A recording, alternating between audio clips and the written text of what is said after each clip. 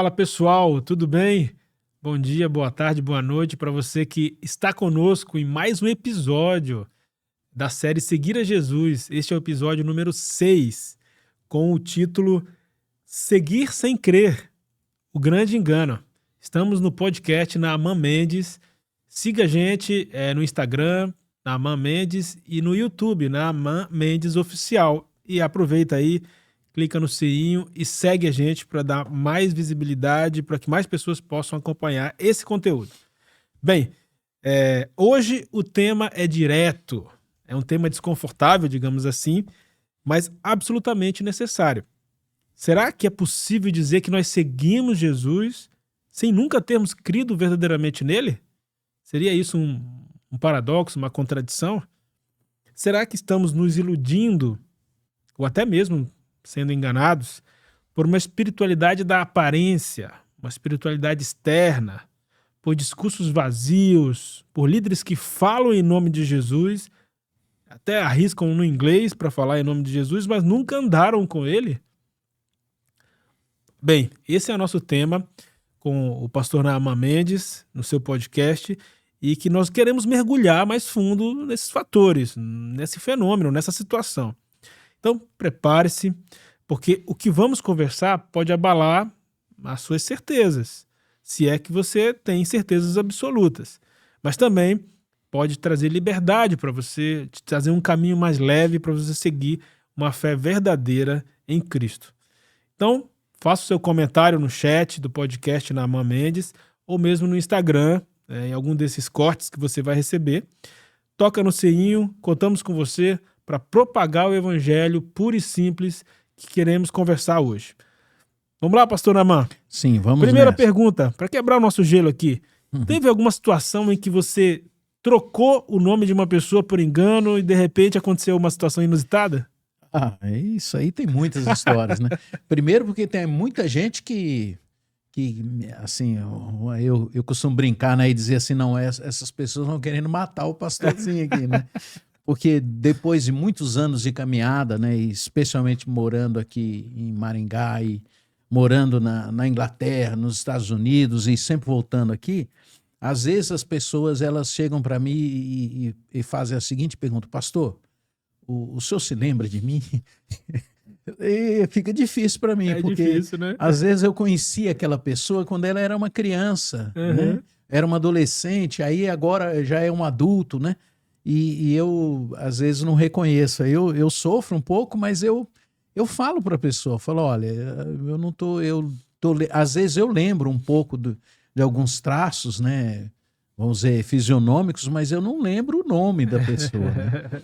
Mas há uma história muito interessante acontecida comigo. Eu estava chegando eu vim a Maringá, estava morando na Inglaterra, morei na Inglaterra durante 1 ano só, e nesse ano eu vim para fazer um casamento aqui de uma pessoa muito querida, e então saindo lá da Inglaterra, uma viagem difícil, cansativa, sabe? Isso há muitos anos atrás, né? Muito complicado.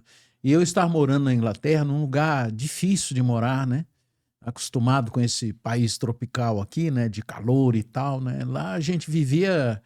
a gente tem 1 semana de sol, para te falar a verdade, né? Tá igual o dia de hoje aqui em Maringá, cinza, né? Frio. Sempre muito complicado.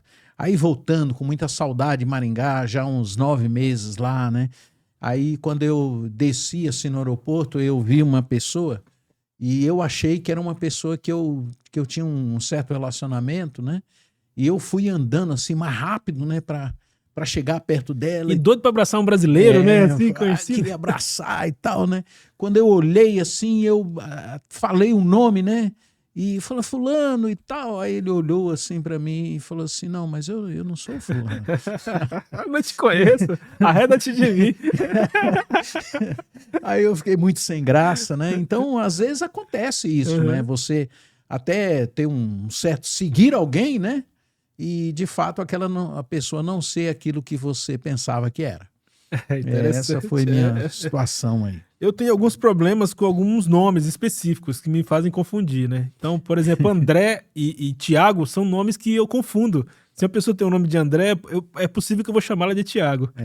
Eu também já vi muitas histórias assim, né, muito interessantes, né? Numa das igrejas que eu participava aí, tinha um nome muito comum, né?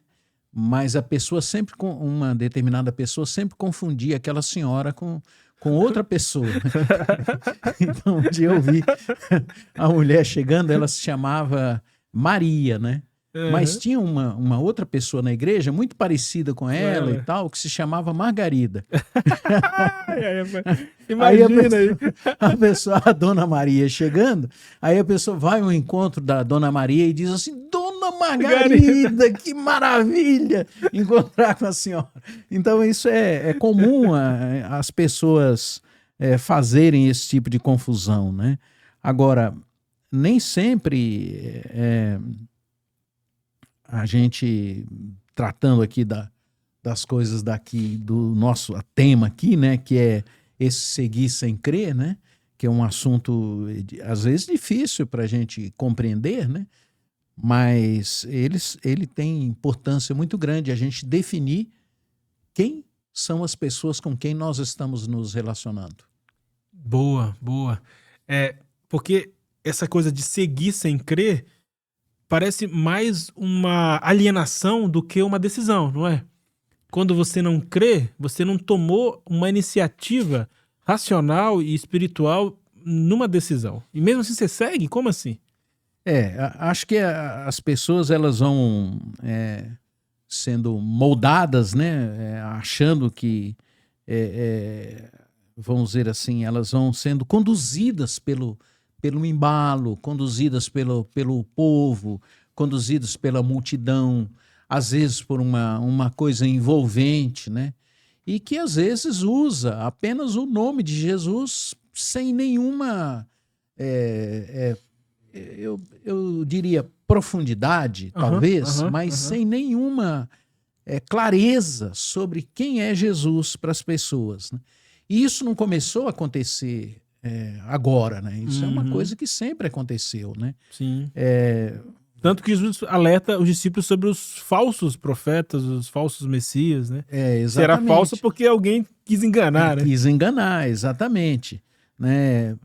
Muitas pessoas, vamos dizer, elas pensam a respeito de Jesus algo absolutamente contrário ao que ele é, né? Então, por exemplo, os fariseus e os saduceus, eles achavam que Jesus não era, eles não criam em Jesus, né? Tanto que uma grande parte deles, claro que certamente houve alguém lá que creu, né? Como era o caso de Nicodemos, né? A gente não Sim, sabe sim. exatamente o E que em Atos aconteceu. fala que muitos sacerdotes creram em Muitos Jesus, né? sacerdotes creram, né? Mas muitos não creram, Sim, mas seguiam Jesus. sim. E aonde ele estava, Estava eles lá. estavam juntos. Para confrontar, às vezes, para contrariar, né? Mas não criam. O jovem rico, por exemplo, ele seguiu Jesus, foi até Jesus, foi atrás de Jesus.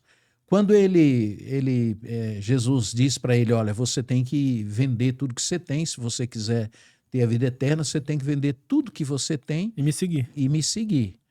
Dar aos pobres e me seguir.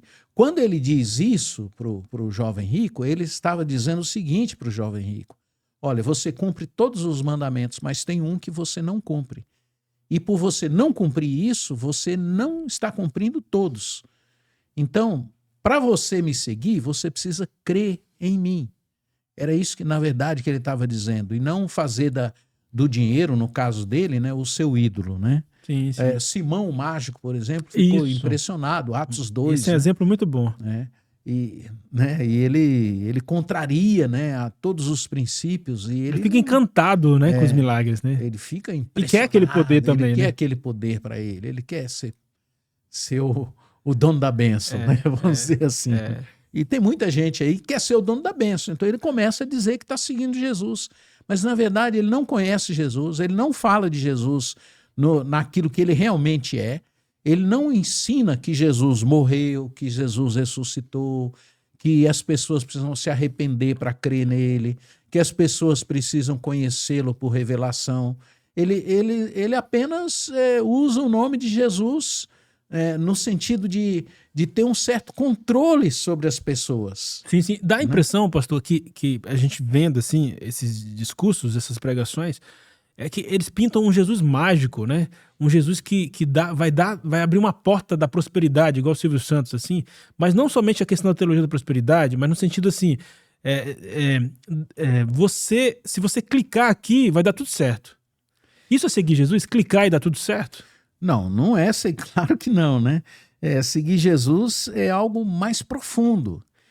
Então, eu lendo e vendo essas situações aí, e orando a respeito disso, e pensando, e buscando informações sobre isso, a gente vai, em todos os tempos, em todas as culturas, em todos os momentos, houve uma tentativa de esconder a pessoa de Jesus e vender, né, ou passar para as pessoas uma outra imagem a respeito de Cristo. O John Stott, ele tem num dos livros dele, ele fala que ao longo da história, até a época que ele escreveu, né, que seria aí até 1960, mais ou menos, ele havia catalogado assim pregações descrevendo quem era Jesus, ou não exatamente pregações, mas pregadores, doutrinas, que falavam a respeito de Jesus. Ele diz que havia 33 Jesus diferentes conforme cada época. Se ele fosse contar hoje, hein? Se fosse contar hoje, seriam muitos. Acho que na época dele ainda não havia o Jesus Coaching. Que assim, as pessoas passam uma ideia para muitos que Jesus é um motivador pessoal. É verdade. Né? Que resolve os problemas de autoestima das pessoas, que garante sucesso das pessoas, que faz com que as pessoas, então, vamos dizer assim, tenham uma vida de muito poder, uma vida rica, né? Uma vida de prosperidade material. Né? O foco do coach, ele está no potencial humano, né? E não na cruz. É antropocêntrico, né? É antropocêntrico. Então, olha, você vai conseguir. Né? Então, é mais ou menos assim, olha, são 5 passos, 5 atitudes para você se tornar uma pessoa bem-sucedida. E você pode fazer isso em nome de Jesus. Basicamente é isso. E a vida não é assim, né? Conforme a gente vai aprender. O perigo disso é você substituir, né, a redenção, né, a nova vida, pelo aperfeiçoamento. Sim. E no Evangelho não tem essa ideia do aperfeiçoamento a partir da nossa própria energia. Nós somos chamados a uma vida de pureza, de santidade, né, e não de aperfeiçoamento. De fidelidade, né, pastor? Essa coisa da fidelidade, não do aperfeiçoamento no sentido humano, mas fidelidade é permanecer em Cristo. Né? Jesus nos chama a uma negação do si mesmo. É muito claro isso. Contracultural, completamente. Completamente. Então as pessoas ficam perdidas aí quando elas ficam ouvindo o Jesus coach, como eu estou chamando aqui. Existe o Jesus milagreiro também, né? O Jesus mágico, utilitário, né? Que existe para resolver os problemas e atender os pedidos das pessoas. Então você vai em uma determinada comunidade e você é incentivado a ficar pedindo para Deus as coisas e a insistência, né, que vai resolver, né? E aí Deus vai garantir a sua cura, garantir o seu emprego, garantir a mudança, a restauração do seu casamento que já está perdido, sabe? Que você bagunçou o seu casamento e agora você quer que Deus restaure. Um passe de mágica. Né? Num passe de mágica, sem nenhuma mudança na sua vida do ponto de vista interior. Sim. De mudança. E você reduz Jesus a um meio para alcançar bens ou benefícios terrenos.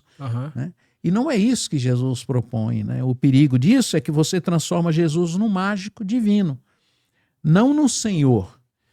A palavra de Deus mostra como isso acontecia. Muitos buscavam só pelos sinais, diz a palavra de Deus, mas Jesus não confiava mais neles. É o que está escrito na Bíblia. Então tem muita gente que busca Deus porque ele quer resolver os problemas dele. Eu, como pastor, eu já vivi muitas situações dessas, né? Em que as pessoas procuram, né? Aí, quando você as confronta para elas crerem em Jesus, elas reagem, elas não querem. A palavra de Deus ensina que quando você prega o evangelho, está lá em 2 Coríntios, isso me ocorreu agora, por isso eu não tenho exato o versículo, o capítulo, mas está escrito assim, que quando você prega o evangelho, você produz vida ou você produz morte. Porque o evangelho, ele não permite que você tangencie, né?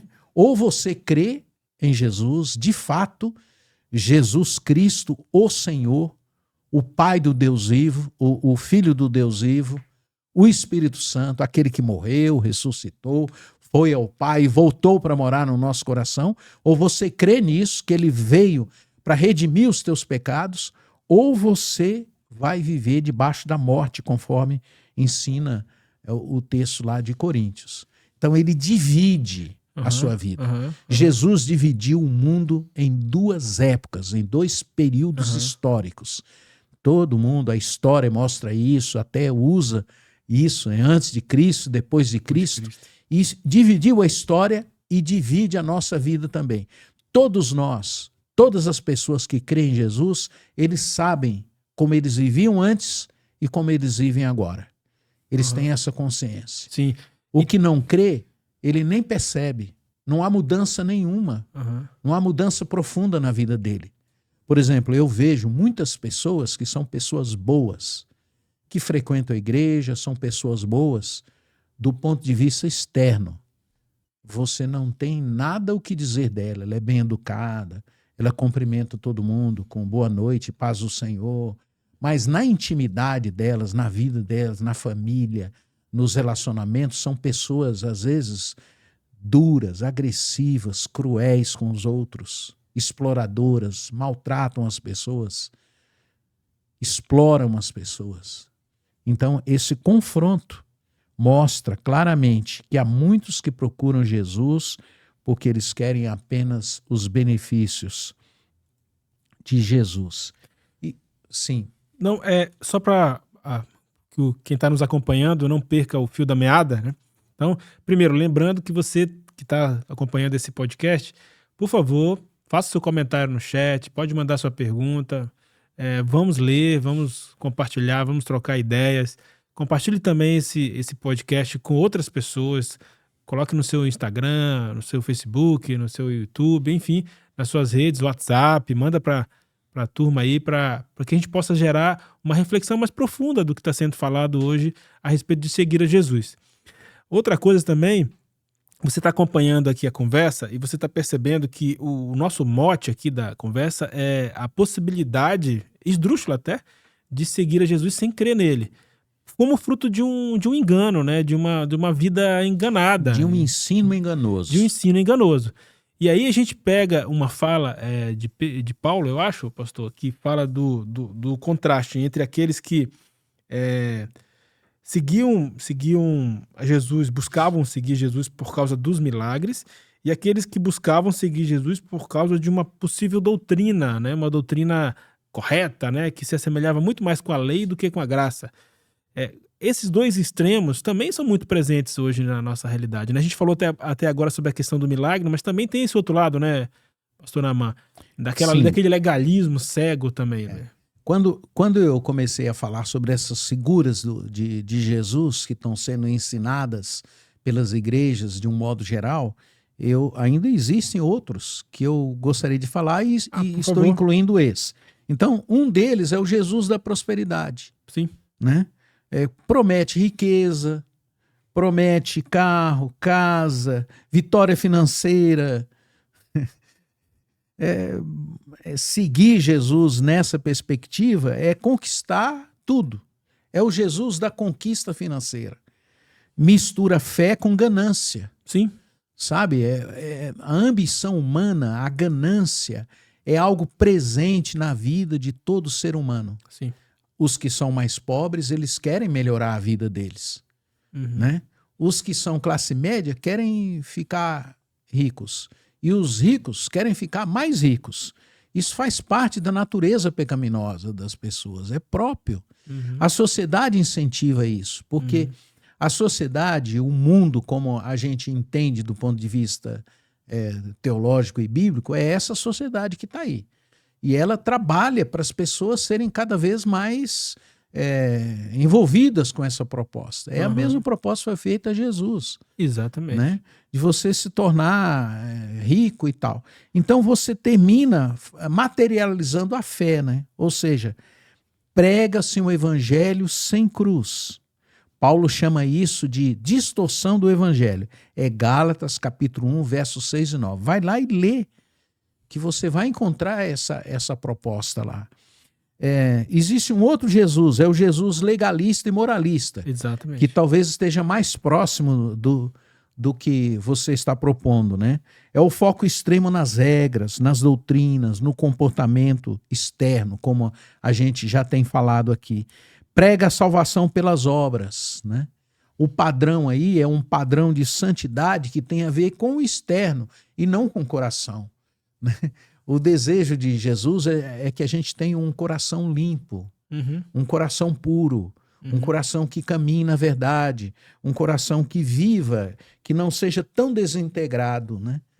A santidade, ele não desintegra a gente, ele não faz a gente ser uma pessoa do lado de fora e outra pessoa do lado de dentro. Ele não faz a gente ter duas personalidades, né? Ou múltiplas personalidades.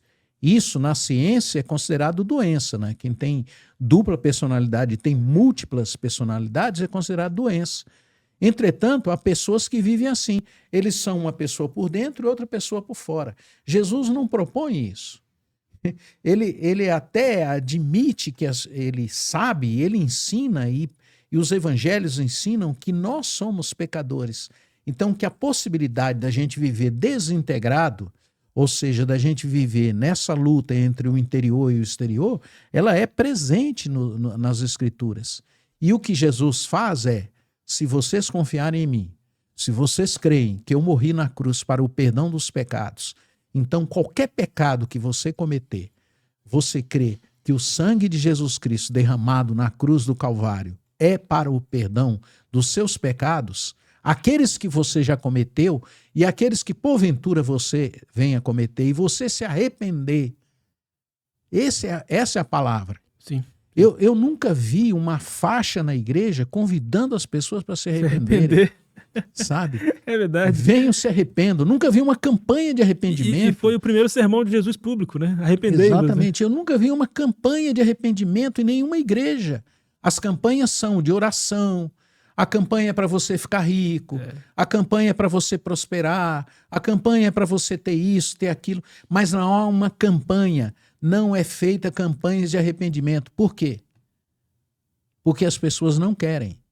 As pessoas não querem admitir que elas são pecadoras. Nós temos dificuldade com isso. Ninguém quer ir para a cruz, ninguém quer crer que a gente precisa, de fato, de Deus para o perdão dos pecados. Aqui em Maringá, tinha um frigorífico que ficava ali no final da Cerro Azul, e lá tinha um frigorífico. E eu visitava esse frigorífico porque um dos proprietários estava assim tendo uma conversa comigo a respeito de Jesus. E numa das vezes que eu fui lá, eu andei com esse proprietário por todo o frigorífico. Ele foi me mostrando o frigorífico. E uma das coisas que me impressionou muito é que quando os animais chegavam, eles ficavam assim, o gado chegava, os bois, né? E eles colocavam esse boi num grande curral, né? Um grande curral, onde os bois ficavam mais tranquilos, tipo assim, uma pastagem, né? Depois eles iam passando aqueles animais para currais menores, e eles iam diminuindo, até que chegava um momento que o boi ficava tipo assim numa fila, um corredor bem estreito, onde eles iam ficando um atrás do outro. Quando chegava nesse último curral, eles já começavam a sentir o cheiro que ia ter, o cheiro daqueles bois que estavam morrendo. E quando eles entravam no individual, é porque ali eles se debatiam muito. eles se debatiam Aí muito. para não machucar o outro também. Aí eles colocavam ali no corredor, e aqueles que estavam no corredor, certamente, eles já sabiam que eles iam morrer, que eles já estavam prestes a morrer. Ninguém quer ir para a cruz porque ninguém quer morrer. E o convite de Jesus é: se alguém quiser me seguir, tome a sua cruz, negue-se a si mesmo e siga-me. Esse negar o si mesmo é essa morte que ninguém quer. É morrer o seu eu. Arrependimento é isso, é você dizer: Senhor, eu sou pecador. Senhor, no meu eu, na minha personalidade. Abandonar todas as desculpas, né? Todas as desculpas, tudo que foi construído em nós e que não As é de camadas Deus. de orgulho, de autossatisfação. Tudo que foi construído, tudo que a sociedade pôs na nossa cabeça, na nossa mente, no nosso coração, é uma entrega absoluta de tudo que foi construído em nós, que é esse si mesmo. Sim. Uma criança, quando nasce, ela já é estimulada a fazer o seu eu ser grande. E nós vamos estimulando isso nas pessoas e, de certa forma, é essa forma que ela vai ter de enfrentar a vida. E Deus, ele diz assim: se você quiser me seguir, você tem que depender de mim, você tem que se arrepender. Então, o perigo desse Jesus legalista, moralista, comportamental, é que você começa a esvaziar a graça de Deus e vai gerando crentes orgulhosos e, ao mesmo tempo, frustrados, porque eles não conseguem cumprir aquilo que eles estão dizendo que eles estão cumprindo. Não há arrependimento.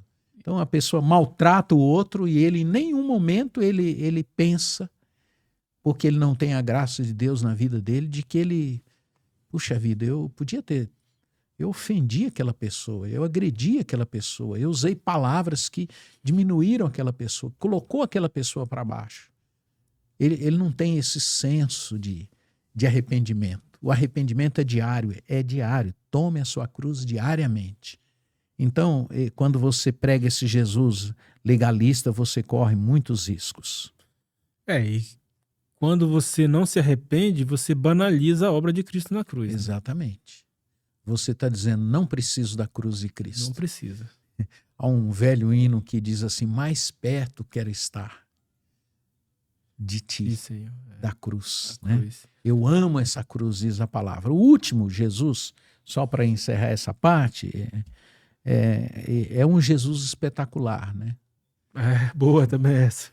É um Jesus showman. Dos likes. É o culto do centrado no lazer, na emoção. Popstar. É você gerar uma experiência, né? Jesus se torna assim uma espécie de produto que vai gerar em você uma experiência religiosa.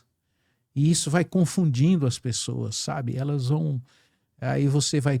Há toda uma ambiência para te conduzir a crer nesse Jesus que vai gerar uma experiência. Um êxtase emocional. Um êxtase emocional. O convite é feito já assim, ó, venha para cá para você experimentar quem é Jesus. E não é bem assim, né? A gente não experimenta Jesus. Não é o ópio do povo, né? Ele não é. Ou a gente crê nele, ou a gente não vai saber nunca quem é ele. Por mais arrepios que você tenha, por mais sensações que você tenha, por mais lágrimas que você derrame, se você não se arrepender e crer em Jesus, não haverá vida para você. É por isso que a gente tem muitos crentes, né, superficiais, de uma dependência emocional.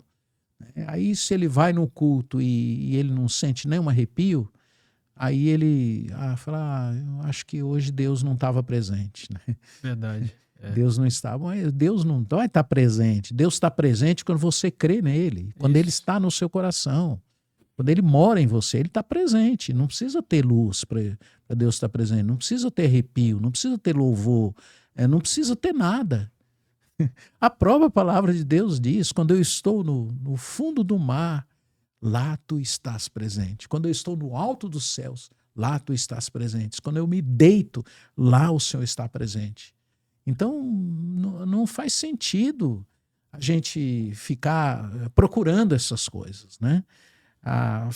Os crentes, então, vão se tornando dependentes emocionais de uma experiência e a fé, ela deve ser baseada na verdade, né? na realidade e não em sensações. É muito claro isso também, né? A palavra de Deus diz, né? Jesus respondendo à mulher samaritana: eis que chegará o tempo em que nós vamos, que o Senhor está procurando aqueles que vão adorar ao Senhor no espírito e na verdade. Então não é emoção, é vida. É isso mesmo. E Jesus não vai ao culto, né? Ele está permanentemente no culto, né? Se ele está no nosso coração, nós somos o templo, né? Nós somos o templo, ele está presente. Está presente. E não é só num determinado lugar onde está tendo todo esse espetáculo. É lá na minha casa. No quarto secreto, né? No quarto secreto, na minha conversa com Deus, no meu andar de mãos dadas com meu filho, passeando no parque, andando nas ruas, né? Conversando com as pessoas. Ele está presente. E é isso que é a beleza do Evangelho. Sim. É maravilhoso. Sim. Sabe, eu começo a falar disso, começo a ficar emocionado, cara. Porque é uma coisa linda você ter Cristo no coração. E as pessoas parece que elas não acreditam nessa possibilidade do Senhor estar no coração delas, e elas então precisam das experiências para poder viver o Evangelho. Muito bom. E você, que está acompanhando o nosso podcast, você já desenhou algum Cristo falso no seu coração? Que Cristo você segue? Que Cristo está na sua mente, na sua cultura, no seu procedimento, no seu dia a dia? Que seja o Cristo verdadeiro, o Cristo das Escrituras, o Cristo que nos ama, que nos salva e que nos chama para viver esse evangelho de forma integral, de forma completa, de forma genuína. Não esses arquétipos, não esses palhaços, né? Não essas máscaras chamadas Cristo. Você ouviu aqui um pouco das experiências do pastor Naaman, e ele citando alguns tipos de Cristo que inventaram, como o Cristo espetacular, o Cristo legalista, né? E tem muitos outros Cristos, né? A gente não vai ter tempo de falar muito sobre eles, o Cristo coach, enfim. Mas vamos lá, pastor. Afinal de contas, esse é o tema do nosso podcast. Você acredita que realmente é possível alguém afirmar que segue Jesus sem nunca ter verdadeiramente crido nele? E que perigos isso representa para a igreja e para a fé cristã hoje, pastor Naaman? Olha, a palavra de Deus diz que enganoso é o coração, mais do que todas as coisas, desesperadamente corrupto, quem o conhecerá? Então, essa possibilidade existe por causa do nosso coração. E então a gente confunde um pouco as coisas, né? Confunde vontade pessoal com vontade de Deus. Então muitas pessoas, elas têm uma vontade pessoal e elas buscam a Jesus para que a sua vontade pessoal seja atendida por Deus. Isso não vai acontecer. Seja feita a minha vontade, né? Tudo mais como o seu. É mais ou menos assim, né? E é por isso que a gente vai construindo esses Jesuses, né? Feito a nossa imagem e semelhança. Feito de acordo com os nossos desejos. Nossos Jesus reborn, né? Um Jesus. Que absurdo, né? É uma loucura. E aí, para se ter uma ideia, existem igrejas, né, que elas pautam a sua pregação nas pesquisas que elas fazem. Pesquisa, literalmente. Estratégia. Qual é a necessidade da pessoa? Então, conforme a necessidade das pessoas, eles terminam apresentando Jesus, né? Então, a gente vai construindo um cristianismo centrado, que vai fazendo com que a gente realize os sonhos pessoais, e use o nome de Jesus para isso, né? E é mais ou menos assim, Jesus quer te fazer feliz, Jesus vai te fazer você uma pessoa próspera, você é poderoso, você pode tudo. A gente ouve essas mensagens e fica pensando no Evangelho. Se alguém quer vir após mim, negue-se a si mesmo. Tome a sua cruz e siga-me. Então, o que eu percebo é que as consequências são muito graves, né? Primeiro, quando você falsifica o evangelho, as consequências na vida das pessoas são muito graves. Primeiro, há uma frustração com Deus, né?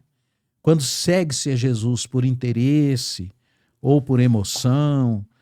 O risco é muito grande a gente se decepcionar, achando que que Deus falhou em determinada coisa, que você criou uma expectativa e ele não tem esse tipo de promessa para você, e aí você termina se frustrando, né? Na verdade, essas pessoas não estão crendo em Jesus. Então é uma frustração, um fracasso. Segundo, é uma identidade espiritual confusa. Como eu tenho falado, né? Você se torna um sapo-pombo, né?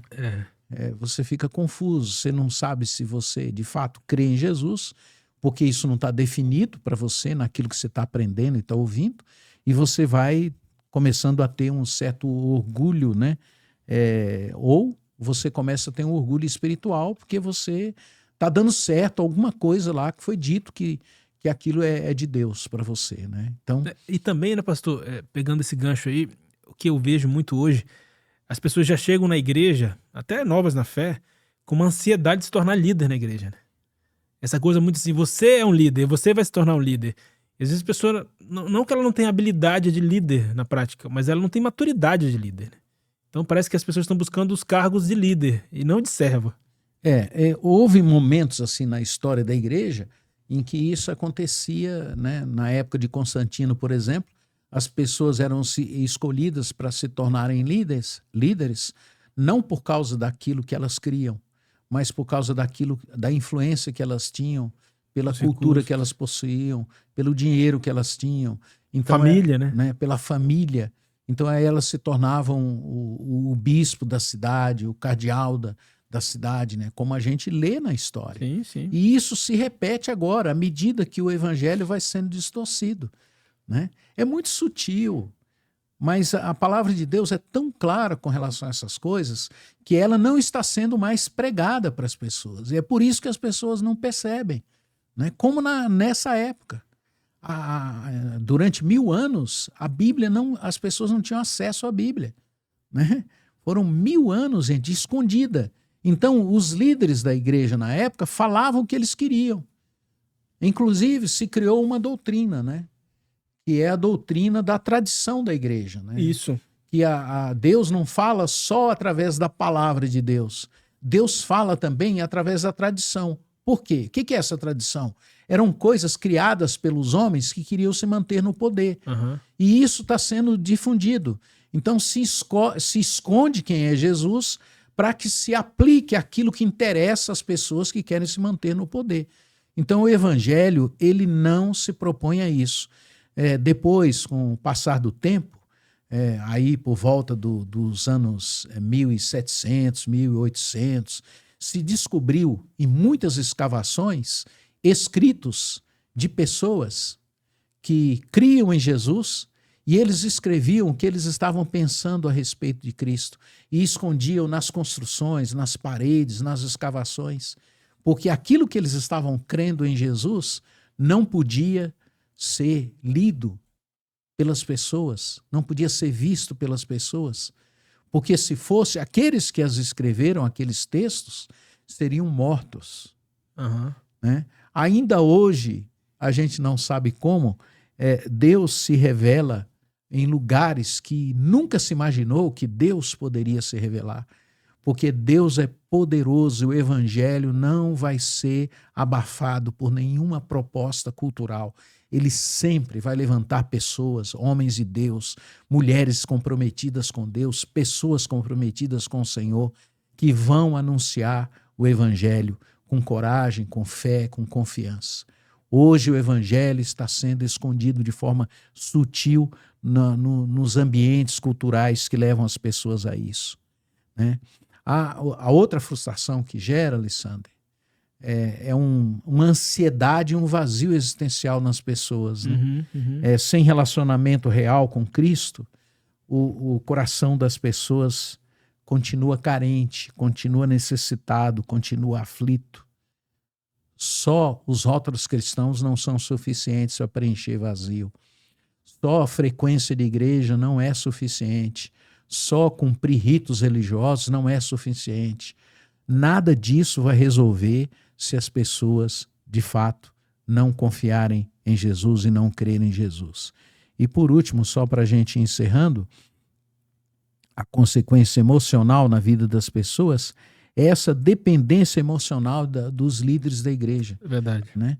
Tem pessoas jovens que me procuram e me procuraram sempre. A vida inteira eu tive sempre um bom relacionamento com a juventude por causa dessa questão do futebol, que eu sempre gostei muito, né? Então eu sempre jogava bola e sempre joga futebol na época, era sempre com juventude. Hoje ainda continua. Sim. Né? Muitos jovens me procuram e continuavam. Tem igrejas que ensinaram durante um certo período que um jovem não podia namorar se o líder da igreja não autorizasse o namoro. Né? Não eram mais os pais. Ainda existe hoje, né? isso. Foi roubado dos pais a autoridade sobre os filhos. Exato. Né? E aí passa a ser a dependência do líder da igreja. Gente, onde é que está isso na Bíblia? Né? Então, sem uma fé pessoal em Jesus, a pessoa se apoia excessivamente nos líderes da igreja e às vezes na igreja em si, naquilo que a igreja está propondo. Né? E aí, às vezes, isso falha, isso não dá certo. Nem tudo que as pessoas, que os nossos líderes nos dizem, especialmente quando eles não fundamentam isso na palavra, isso serve de orientação para nós. Eu costumo dizer para as pessoas: não entregue a sua vida, não entregue a sua alma, não entregue as suas emoções, não entregue os seus filhos a nenhum líder religioso. Entregue ao Senhor Jesus. Entregue a Deus. Entregue a Cristo. Porque Ele garante. E Ele dá vida. Ele transforma, Ele muda. E não sou eu não tenho o poder de mudar a sua vida. É Cristo quem muda. Então, quando você não ensina a verdade para as pessoas, não ensina Cristo, você distorce o evangelho. E aí, quando você não tem Cristo no centro da sua vivência, você abre portas para o abuso espiritual e religioso, né? Que é o que você está dizendo. Ser refém de um líder religioso que acaba manipulando e fazendo as coisas. Jesus foi vítima, inclusive, de abuso espiritual, né? Por conta do povo de Israel lá, dos líderes e tal. Agora, pastor, você tem trazido para a gente aí um pouco desses alertas, essas advertências sobre tomar uma decisão a respeito de Cristo sem abandonar Cristo, digamos assim, né? Agora, partindo para esse final aqui da nossa conversa, qual o caminho confiável para que sejamos verdadeiramente seguidores de Jesus? Olha, novamente, né? Para mim, né, pessoalmente, eu procuro sempre ir por aquele caminho que eu vejo na palavra. Sim. E eu vejo que há três possibilidades, né? Certo. Para isso, e ao final eu quero deixar claro aqui quem é Jesus para as pessoas. Então o caminho é muito fácil, segundo Jesus. Primeiro, você tem que ter uma revelação sobre quem é Jesus. E isso eu não tenho muitas palavras para explicar. É graça, pura graça. É graça de Deus, né? Como é que você... Eu nunca imaginei que um menino pobre, lá no fim do mundo, numa cidadezinha, que eu costumo brincar, né? que eu chamo de os Jardins Suspensos de Ataleia, em Minas Gerais, morava num sítio. Até os 8, 9, 10 anos, eu tinha um chinelo que eu só usava em ocasiões especiais, um chinelo de couro, feito à mão. O resto do meu tempo era todo descalço. Eu não tinha roupa, eu tinha um short e uma camisa costurada com um pano de saco. Gente, não tinha pai, não tinha mãe, não tinha ninguém. Morava com os avós. Mas um dia Deus vai lá na sua graça e me alcança. Agora já não mais lá. Mas ali tudo já havia eu creio, toda uma ação de Deus. Sim. E Deus vai lá no meio de uma multidão, no meio dos estudantes, agora, né, em São Paulo, com 18 anos e meio, e me alcança.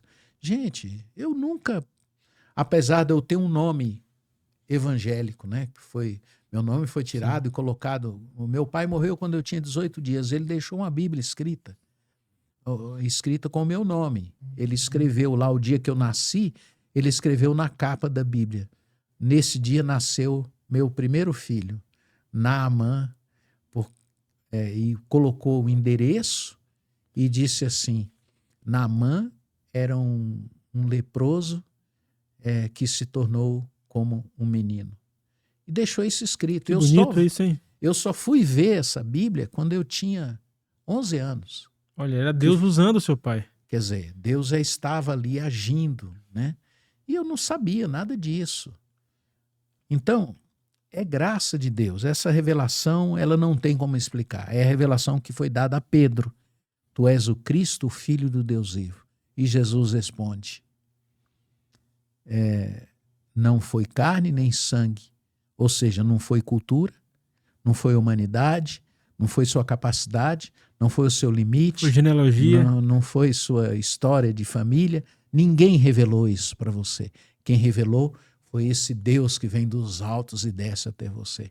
E é assim que acontece com todos nós, né? Se Deus não vem, nos mostra e nos faz crer, não há possibilidade de você crer.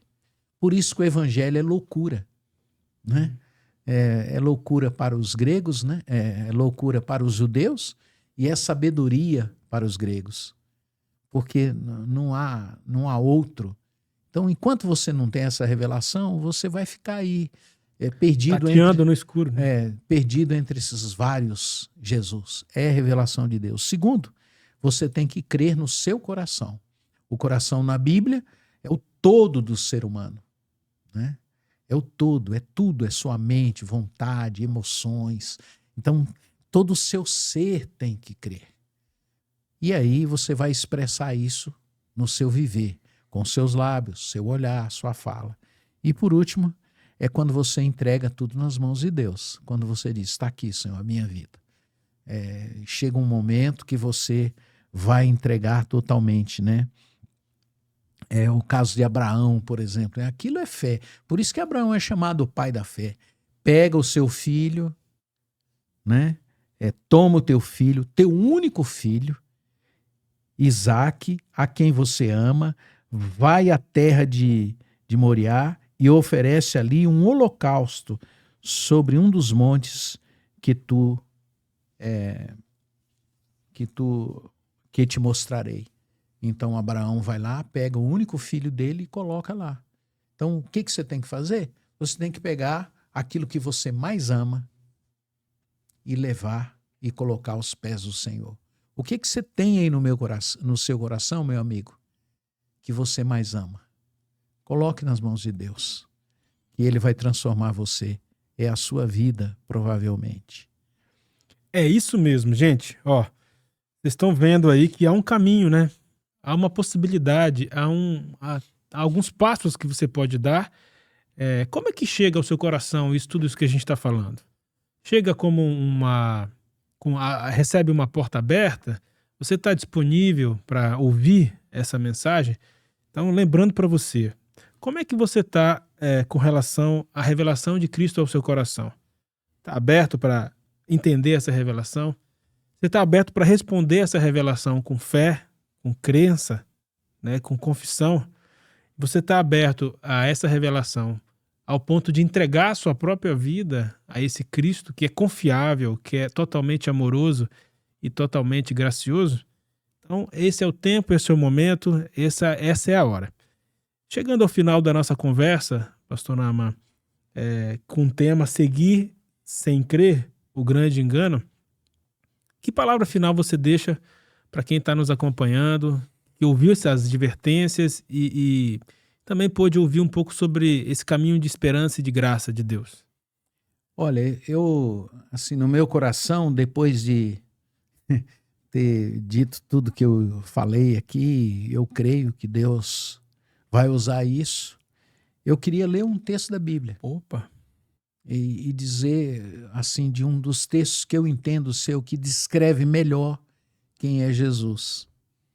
É um texto de Colossenses, capítulo 1, do verso 15 a 20. Ele diz assim: Ele é a imagem do Deus invisível, o primogênito de toda a criação, pois nele, em Jesus, foram criadas todas as coisas, inclusive a você que está me vendo, no céu e sobre a terra, as visíveis e as invisíveis, sejam os tronos, sejam as soberanias, sejam os principados ou potestades. Tudo, absolutamente tudo, foi criado por meio dele e para ele. Ele é antes de todas as coisas, desde a eternidade. E nele tudo subsiste.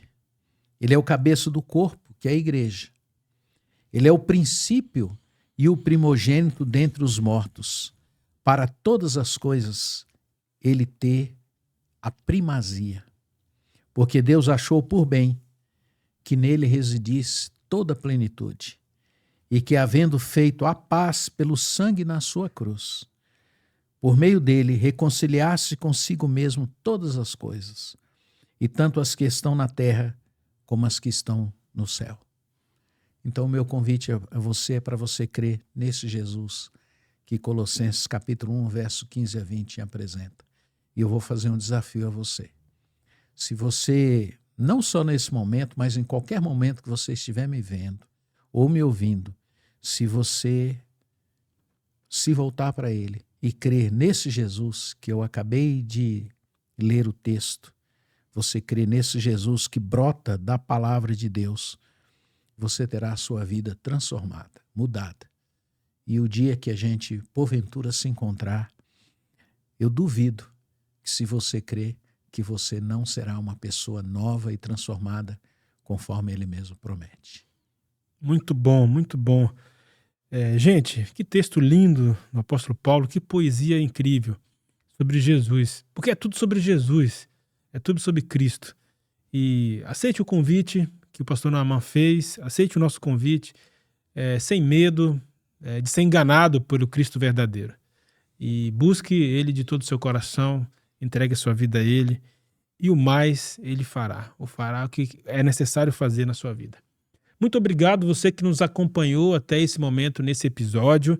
É o episódio 6 da série Seguir Jesus, e o título desse episódio foi Seguir sem Crer, um grande engano. Espero que você tenha entendido esses enganos e tenha buscado o caminho da luz, do discernimento e da graça de Jesus na sua vida. Então, compartilhe, se você gostou desse conteúdo, compartilhe com outras pessoas, poste nas suas redes sociais, envie para os seus grupos de WhatsApp, envie para a sua família, para aquela pessoa que você tem certeza que precisa ouvir sobre essas advertências. E siga aí o canal do Pastor Naaman no Instagram, Naaman Mendes, e no YouTube, Naaman Mendes Oficial. Deixe o seu comentário e é isso. Muito obrigado, tenham um bom dia e até a próxima quinta-feira.